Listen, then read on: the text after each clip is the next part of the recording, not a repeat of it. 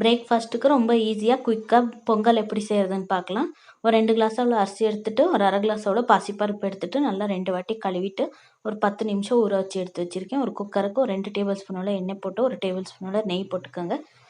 1 table ஸ்பூனோட சீரகம், ஒரு 1/4 table ஸ்பூனோட மிளகு, ஒரு 4 கட் பண்ண பச்சை மிளகாய், கொஞ்சம் கருவேப்பிலை, ஒரு பிஞ்ச் இஞ்சி போட்டு எல்லாம் நல்லா ஃப்ரை பண்ணிவிட்டு இந்த ஊற வச்ச பாசிப்பருப்பையும் அரிசியும் போட்டு ஒரு 1/4 டேபிள் ஸ்பூனோட உப்பு போட்டு எல்லாம் நல்லா மிக்ஸ் பண்ணிக்கோங்க. 2 கிளாஸ் அரிசி எடுத்துருந்தேன், அதில் 4 கிளாஸ் தண்ணி ஊற்றுறேன்.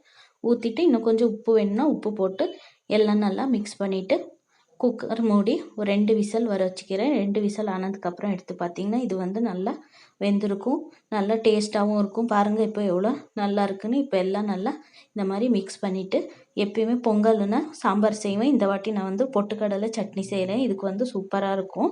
இப்போது இந்த பொட்டுக்கடலை சட்னி வந்து இட்லி, தோசை, குழி பணியாரம் எதுக்கு வேணும்னா சைட் டிஷ்ஷாக பண்ணிக்கலாம். ட்ரை பண்ணி பாருங்கள்.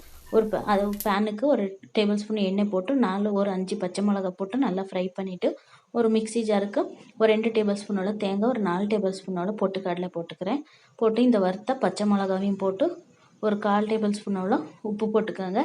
கொஞ்சமாக புளி போட்டு கொஞ்சம் கருவேப்பிலை போட்டு கொஞ்சம் கொத்தமல்லியும் போட்டு கொஞ்சம் தண்ணி ஊற்றிட்டு நல்லா நைஸாக அரைச்சிக்கோங்க.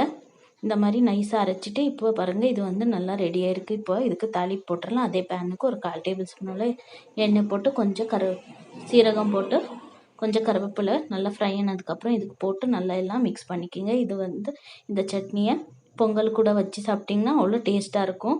இந்த வீடியோ பிடிச்சிருந்தால் லைக் பண்ணுங்கள், ஷேர் பண்ணுங்கள், மறக்காமல் ஷில்பா சேனலை சப்ஸ்கிரைப் பண்ணுங்கள்.